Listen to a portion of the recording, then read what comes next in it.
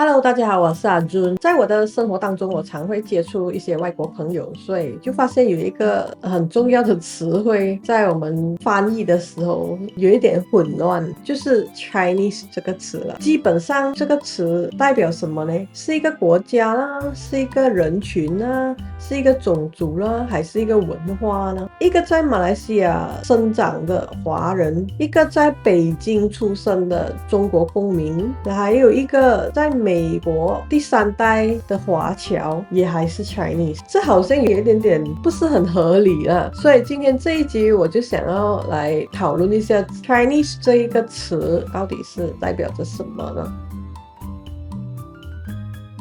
其实问题不在于谁用错了，而是这个词代表的东西是太庞大了，指的是3个不同的东西，包括国家啦、族群啦，还有文化。那么这3个概念在中文里很明显是分开，是指不一样的东西咯。可是在英文里呢，它就统一的被压缩成一个字，所以才造成今天我们有一点混乱了。不是因为大家不懂得，而是因为这个历史的发展被压缩了。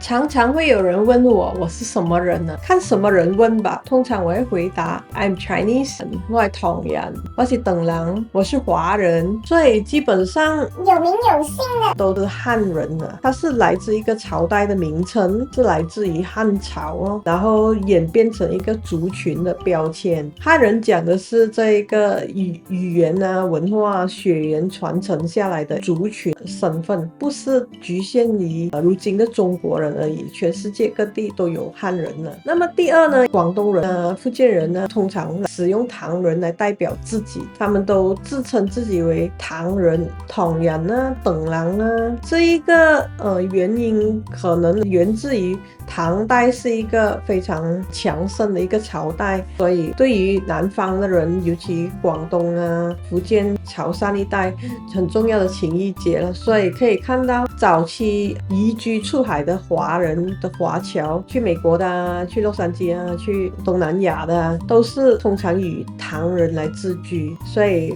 这些唐人街在世界各地都有，也是一种文化的记忆。那么第3呢，就是我们常说的这个华人了，它就更抽象了，它不是一个国家，也不是一个血统，就是一个文明的概念吧。在马来西亚，我们早期讲的中华，其实翻译上是中华 school 啊，中华 society 啊，中华会馆啊。在日本也是叫做中华料理啊，不是强调国际，而是属于一个文化文明的一个称呼吧。最后呢，就是中国人哦，这个是比较现代的概念了，就是指国际了，就是清朝开始使用的中华大清国。到后来呢，不管是中华人民共和国还是中华民国，比较倾向于 political identity 了咯。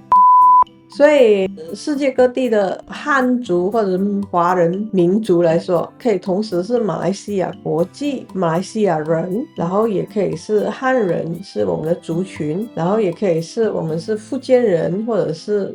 广东人，就是看你的籍贯，同时也是总称为华人哦，就是在我们的这个共同的文化上的一个身份认同。但是英语呢，就是全部都叫做 Chinese 了。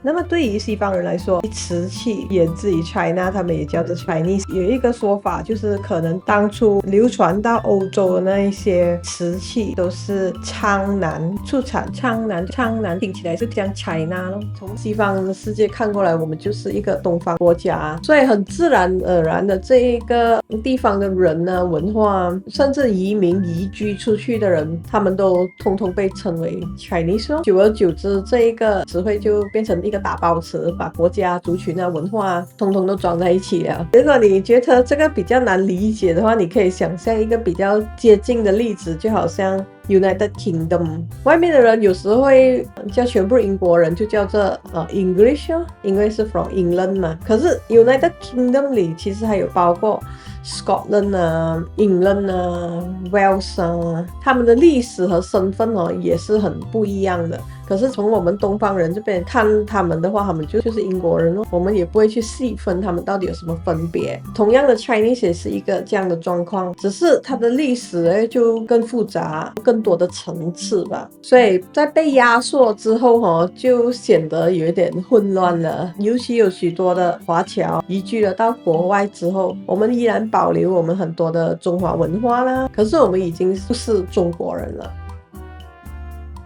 所以最后我要讲 Chinese 呢，并不是一个单一的身份而已，它是代表着一个族群呢。汉族它也有一部分是唐朝的一个记忆啊，也有华人这个文明文化，当然它也代表了中国这个现代国家。所以如果我们不把这一些层次拆开，我们就会在同一个字上面打转。由于这个话题可能牵涉到不同政治立场啊，不同认知，有冲突性的见解，我也不是一个专业的历史学家，还是什么文化大师，所以这个概念呢，只是单凭我个人对这个不同文化语言方面浅白的理解啦，所以大家不需要太过认真的去看待。最后我想说 I'm Chinese, I'm not Chinese， 就是我可以说我是华人，但我不是中国人。所以今天就讲到这里了，谢谢大家，拜拜。